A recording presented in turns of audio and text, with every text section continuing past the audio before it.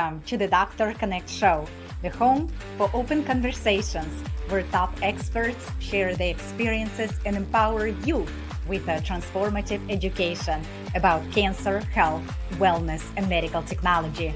I'm your host, Dr. Ludmila Schaefer, and I'm so excited to be bringing my years of experience as a medical oncologist to the podcast and television world. Have you ever made a poor decision in a fight or flight response and then regret it? Probably many of us done it. I coined the term, what I call organic bravery, a vital system that trains your body and brain to make better decisions in unexpected obstacles with more stable emotions that positively affect your life and the lives of those around you. Organic bravery can be used to better control our emotions and make the best decisions when faced challenges, like getting a new job, receiving a new diagnosis, moving to a different city, or even training for the Olympics. In addition, if you are interested in what is happening behind the scene in lives of people in healthcare, I share many stories in my book, The Other Side of Oncology, High Octane Observations from the Medical Front. In today's society, there is a significant disconnect between the general population and our healthcare organizations. The Other Side of Oncology documents the victories, courage, and bravery takes place every day in our clinics, hospitals, and even in the midst of tremendous hardship. And it helps to connect the dots, making the path easier to navigate for patients and caregivers. And if you're looking for the better health global partnership and want to make a social impact, you've come to the right place. From sacrifice to a celebration and the answers of how to turn your life around. You can also find our interviews on the podcast. So listen, watch, give a rating, and subscribe so you never miss an episode. And if you like our show, subscribe and comment what you like about the show. Go to the website, thedoctorconnect.org, and click the button, Submit the Question. You can either submit the question or if you want to share your medical journey of health, wellness story, simply type, I want to share, and we will reach out to you. And if you are in healthcare and want to make a legacy through your expertise or passion, you can schedule a free consultation call on National Impact Strategy. Whether you are a clinician, researcher, entrepreneur, mentor, working in the industry, leadership, or coaching, you will gain tools how to spread awareness of your expertise. The term burnout was coined in the 1970s. And that's what our episode today, Beyond Burnout. The term was coined by the American psychologist Herbert Freudenberger. He used it to describe the consequences of severe stress and high ideals in helping professionals. It is hard to say no when we need to help someone. I quote Jared Leto. I like to employ the power of no. We all want to say yes, because yes comes so much opportunity, but with the power of no comes focus and engagement. And today, I'm so thrilled because I am joined by a very special guest, Dr. Puja Aggarwal, a board certified neurologist, neuroscience, epileptologist, and a certified executive coach. She is burnout and growth mindset expert. Dr. Aggarwal received medical doctorate degree at Northeastern Ohio Medical University. She completed residency in neurology at Ohio State University and a fellowship at Cornell University, New York Presbyterian Hospital in epilepsy. Currently, she works as a principal investigator for research in clinical trials and practice in Orlando, Florida. She found Zen in her life and enjoy enabling the same for others. She is a founder of company Zenful Brain to help other professionals, especially females. She overcome life's obstacles, and now she wants to share with you to become more confident, self-loving, and self-compassionate through identify work and your goals, flourish your personal and professional relationship, and to live the life of your dreams. Dr. Aggarwal featured in Authority magazine. So stay tuned with us till the end of the episode because you will learn a lot of practical and evidence-based information. Welcome, Dr. Aggarwal. I'm so excited to have you on our show. I cannot wait to speak with you. Thank you so much for having me, Dr. Schaefer. It is such a pleasure to be here. Absolutely. And I learned so much about you. And right now, burnout is actually such a topic that we are pretty much tired of this word day in and day out. And I know you're expert in it and you have a fresh new idea, new information, and most importantly, expertise. So can you tell us a little bit of a backstory where everything started? Why did you focus on burnout? Okay, so in 2014, I became a first-time mom to my daughter. And then again in 2016, I became a mom to my son. So I have 2 kids now. And there was one day in 2017 where I was juggling work and home. It was July of 2017, and I was trying to get home from work to take my daughter out to a sports class. And I was already running late at work with patients. And then I had to be at her sports class by 6 p.m. And what happened is that I already knew I was going to be late. So I was trying to get home, rush. And then when I came home to my 3-year-old daughter, she didn't want to go to her class or her activity. She was already upset and frustrated. And that just even added more to my anxiety and stress of trying to get there. And then what happened is that finally I had to just realize that, I wouldn't be able to make it. And that was really, it came to a head with work and home and trying to juggle all of that I just was like, I just can't get her there. And today it's just not going to happen. And I realized it was happening more often. And, that was contributing to me when I was practicing as a physician with burnout.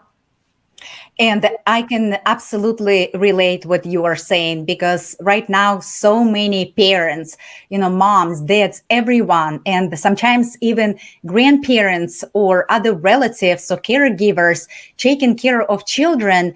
And we just don't give enough attention. And it's because of maybe burnout, although I don't really like a lot of the word of burnout. Maybe it's just a, poor way that we placed in a situation. And a lot of times it's not us, but it's maybe society or maybe organization we work with, or maybe other people that influence our life. What is your perspective on that? So I think burnout is not due to just one person. It's a combination of factors. It's due to, how are you managing your time? And then also, what is your workload at work? What other responsibilities do you have? How many kids do you have? How many activities are there? And then with work, it's also not only workload, but how much you have to do or your work demands. But it's also, how is your company? Are they open to changing things if needed? And so it's a combination of factors. It's not just due to the person. Dr. Aggarwal, do you think that people that stay at home and they are not working parents or moms or dads, do you think they can experience burnout? Yes, they can experience burnout. It's called caregiver burnout or parental burnout. Taking care of a kid, staying at home, not getting that social interaction can really contribute to burnout. And if you're one parent caring for 1, 2, 3 or more kids, again, that's a lot of responsibility to have them eat, bathe them, and then, have them interact with people, right? Get that social interaction. But that can be very difficult for one person or even 2. And again, that can lead to burnout over time when you're not interacting with other people and you have all these responsibilities, and it can become too much and it can happen quite fast and quite easily. So today in 2022, there is such a high incidence of burnout among working moms. There was an Ohio State University parental survey that showed 2 out of every 3 moms have experienced burnout since the pandemic started. In addition, there was also more research from the McLean Consulting Organization, that's an HR firm, that noted that 60% of surveyors in that research study were experiencing burnout. That it's such a high amount. That's almost 60% to 66% of people are working moms who are experiencing burnout. That is way too high, and it doesn't need to be that high. What people do you think can cope with this, or maybe adjust to a new lifestyle? So I think people need to, first of all, examine what are their responsibilities. Are they actually able to take on and do all the things that they said that they will do? I think really knowing what you can and what you can't do by writing it down is very important. And knowing, how much time do you have to get things done? And really, honing in on what is important for you to do and what is not important. So when we sit down, take that time to do that, it's very important then we can take on the responsibilities that we need to and not do the things we don't need to. Do you think we can prepare and get ready our mindset for this situation? Yes, so mindset readiness is very important, whether you want to take on a new challenge, a new goal, or if you're experiencing burnout. There is, in 2018, according to the Journal of Psychology Science, there was an article by Carol Dweck, who's a leading expert in mindset, about how when we are more prepared with our mindset and our mind is more ready to take on new challenges, we are more likely to develop those goals. And so I can tell you, when I was initially starting my business in 2021 in May, I was very, very resistant to starting a business because I thought I knew nothing about it. I'm a physician. This is very foreign to me. And then once I changed my mindset, I made it where I said that I will do well at business. And then I thought that every day and said it out loud. It really changed my mindset. And within a month, I was like, I'm going to do this. I did it. And then I took on the new challenge of opening a business. So what is the main tool? How can we do this to get ready our mindset?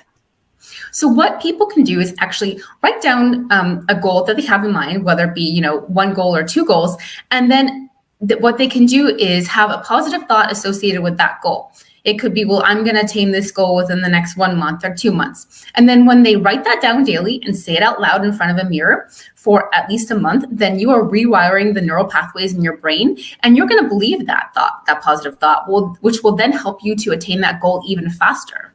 And sometimes we can write down something and we just never come back to what we wrote, or is any way that we can reflect to what we write, the goals we set up, the information we obtain? Yeah, so actually, one thing I recommend is journaling. So journaling has been shown to help with decreasing anxiety and improving your mood, and even with achieving goals. So what I would recommend is that you journal daily and take 10 minutes at the end of the day, write down what you're thinking and what your goals are. At the end of the week, reflect back on that journal. And then what you do is, once you reflect back on that journal, your brain and eyes are actually seeing what you're thinking and what you're feeling and what you want to do. And then again, you are building those new neural pathways. And then this over time will help improve your mood, your decreased anxiety. And then this can help with burnout in addition to helping achieving your goals. This is almost like a very powerful reflection. Yes, it is. It's very powerful. We don't know what we're thinking half the time, but when we write it down, our brains are actually seeing what we're thinking and feeling. And that is such a powerful self-reflective tool that can help you achieve anything that you want. So from pathophysiology standpoint, as a neurologist, can you tell us a little bit, like, is it the hormone changes? Is it pathways in the brain? What exactly happening in our bodies? So with these tools, what happens is our brains are very used to staying in our comfort zone. We don't want to take on new challenges, and we just want to do what's comfortable for us. But when we go out of that comfort zone into the discomfort zone, then what happens is over time, you're actually changing the pathways in your brain. You're building new cells or neurons. And then when you build those new neural pathways, then you automatically have these new behaviors or these new thoughts. Whether it be positive thoughts or journaling, then they take over and they become second nature. So really, it's building new pathways, new nerve cells, and then this really helps you over time to take on these new behaviors. So, burnout actually affects the structure of your brain. Research has shown that burnout or chronic burnout can affect the size of your amygdala. It actually increases the size of it, or increases the cells, which makes you more emotionally labile, irritable.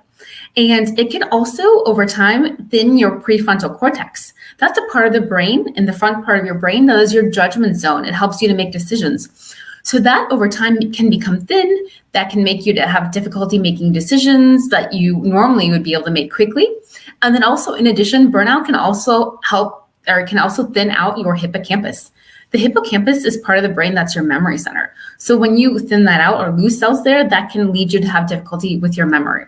So I just really want to point out that burnout doesn't affect you only emotionally, mentally, or physically. It actually affects the structure of your brain. So if we develop new behaviors, can we develop a new talent? Yes, you can definitely develop a new talent. So really developing new talents can really help ease burnout and build new skills. So for example, when I first started my business, I was very resistant to public speaking. I didn't like it. It wasn't until January of this year when I started speaking about burnout for a female lawyer local luncheon that I realized how much I was helping these people by telling them about burnout and how they could help prevent it or ease it. And from that point on, I have developed this love and this new talent for public speaking. And it's something that I really recommend for anybody out there. If there's something you want to do or something you're considering a new talent, that can really help you with broadening your skills and broadening your skills for work or home. And so you brought a very valuable point that, for attorneys, they also experience a lot of burnout. Physicians, there are some occupations that really high rate of burnout. And maybe there are other occupations. And I would think that pretty much any occupation, it's hard for me right now to even tell what occupation, I don't know, maybe landscape, but we have to ask landscapers if they experience burnout. But do you think that we can kind of adjust and maybe divide in certain groups, maybe some occupation that experience more burnout versus less burnout, and maybe use a different tools and different approach, or it's kind of one size fits all? I really think that it depends upon the person, what they want to achieve. I think that, tools aren't always one size fits all. It's really honing in on that person, what it is they want to achieve, where are they in their occupation or professional life and personal life, and where do they want to go? So again, tools can really be changed from one person to the other. But again, I don't really think it's a one size fits all. But I do think, again, that there are generally these tools can be applied. But again, if you want to go from one place to another, it really needs to be more individualized.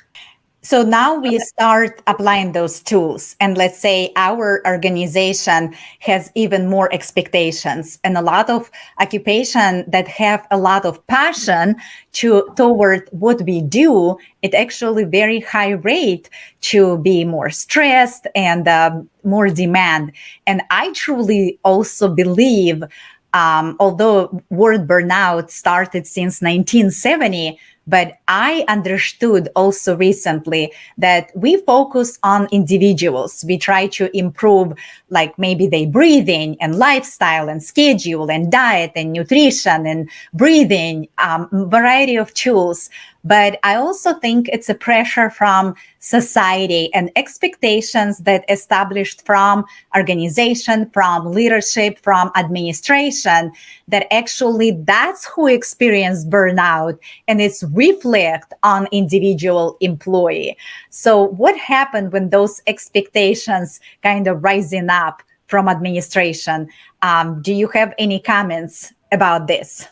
Yeah, so actually what often happens in organizations is that the culture of the organization may be to have high expectations, and not only leadership, but of employees, and maybe higher than what that person can achieve or attain. So when we actually are trying to examine as an organization at the leadership level, and what you need to do is really figure out, how can we let go of all of those expectations? Not look at how many hours the employee is putting in, but what is their productivity? When we let go of those expectations, people can actually be much more productive, and they can actually be happier with their work and have higher job satisfaction, in addition to leadership in the company or organization also being more satisfied. So what exactly can we do letting go those expectations? Like, is it something specifically can I do on day-to-day basis? Should I speak to someone? Because a lot of employees, they would be afraid to talk to, in the leadership, because it obviously will have a bad reflection. And there's some myth about burnout because it's supposed to be kept as a secret. Yeah, so that's one thing that, unfortunately is there's a stigma associated with burnout. People are afraid, or employees are afraid to go and seek help from their boss, their manager, or from leadership. But really, if there are employee assistance programs at your organization or your company, you could try to seek out help there if you're experiencing burnout. The other thing you can do is try to speak to a colleague who is maybe not your manager. That can really also help, just to have somebody to speak to, or trying to seek help in your personal life, whether it be from a spouse or support from family. That can really help, even just speaking to somebody. But really getting the help that you need when you need it is very important. And interesting that when we are with at work, or we meet certain people at the bank, let's say grocery store, or acquaintance, we can actually say no. But when it comes to family members, it always, well, I'm a family, I'm a friend, and you can't say no. How do we do this? Why we cannot say no? Because a lot of times also friends and family, it can also put a lot of pressure, especially for, moms who, for example, work from home, or maybe, dad, anyone who works from home, having children, and you are as, professional, as, physician and mom, and taking care of everything. I don't even know how you do all of it and look so optimistic and educated, and you support community. So why we cannot say no to family? Why it's always like, oh, I'm a family, you can say no? So it actually comes back to who we are, or what our brains want us to do. We want to be on people's good side. We want to be a people pleaser. So that's why we often say yes to family, whether it be parents, spouse, kids, siblings, aunts and uncles, whoever it may be, because we want to please them. But what happens is when you do a lot of things that you don't actually want to do or don't have the time to do, that then can contribute to burnout. So really, when you sit down and you practice saying no on a daily basis and decide what it is that you want to do and what you don't want to do, then you can apply that no and use that power of saying no to family, friends. And over time, actually, what happens is research has shown that people are more likely to respect you and to have better relationships. And also you'll more likely respect yourself by applying that power of no. Well, we'll ask everyone practice today with the family. And if they have a question, I tell all audience to send message to you at zenfulbrain.com. Dr. Aggarwal, this is so excited. So do you think any myth exists about burnout? Yeah, so I think there is a myth that exists that if you have burnout, that you are a weak individual, or that, there's something wrong with you. And that's just not the case. It comes down to many different factors, individual, organizational, what are all of your demands? And really examining all of that is really important when we look at burnout. So again, it's not just on the individual level, it's on the organizational level. Where do you work? What are your personal and professional demands? So anyone who listens to you right now, and we are learning so much valuable information from you, what main tools you can share with every individual? And there might be moms just like you who are listening to you right now and waiting for some advice, something maybe either cheer up or something to do today and get out of this hamster wheel. Can you give us a couple of advices? Yeah, so one thing that I recommend is the practice of gratitude. So when we wake up every day, we should state 3 things that you are grateful for. It could be family, friends, whatever it is that you are grateful for, say those out loud and then write them down. And then, when we are grateful or practice gratitude, this has been shown to increase the chemicals dopamine and norepinephrine in our brain, which then makes us happier. We tend to present ourselves in a much better way. So practicing gratitude daily is one thing. The next tool that I would recommend is to practice breath work. And what I mean by breath work is sitting alone in a quiet room and taking 5 deep breaths and focusing on your breath. And doing this in the morning and evening can really also help decrease your stress. So that's the next tool. And again, these you can start right away. And then the next thing that I recommend for the viewers is to journal, like I mentioned earlier. For journaling, all you need is pen and paper. So you can start that today. Journal at the end of the day for 10 minutes. And then at the end of the week, review what you've written down. And again, this comes back to that reflection. It's such a powerful tool, and it's something that you can start today. This is amazing. As you were speaking, I actually was trying to take deep breath in and out. Thank you. Thank you, Dr. Aggarwal. It has been so refreshing. How everyone can reach out to you? Can you tell us a little bit, what do you do and what's Zenful Brain? Okay, so Zenful Brain is the name of my company that I started last year. And why I chose that name is because I like to create Zen for my clients. And I help coach high-achieving working moms with burnout. And so what happens is I do one-on-one coaching with my clients over Zoom.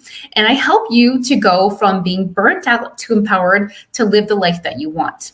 So you can actually find me on my website at www.zenfulbrain.com, and you can schedule a free strategy session with me and leave feeling more empowered than you were. And again, you can schedule an appointment on my website. And absolutely, we will connect with you. And I urge everyone, go to zenfulbrain.com. Dr. Aggarwal, this is absolutely amazing. Now, before we finish our interview, which has been so refreshing and excited and with so much valuable information, what is your big vision? What's your goal? So my goal is to help educate a new generation early on that burnout is not normal. It's something that we can prevent. And even if you are experiencing burnout, it's not something that needs to continue. And again, it is not normal. And there are things that you can do. You can start today with breathing, journaling, and taking care of yourself, and also trying to find the job that fits with who you are. Dr. Aggarwal, thank you very much for being with us on the Dr. Connect show. And it's absolutely enlightening. Thank you for everything what you do, and we will connect with you. Thank you so much for having me, Dr. Schaefer. I really appreciate it. Thank you for being with us on the Dr. Connect show. Do you have a question, an idea for a topic, or would you like to share your experience or expertise? Go to the website, thedoctorconnect.org.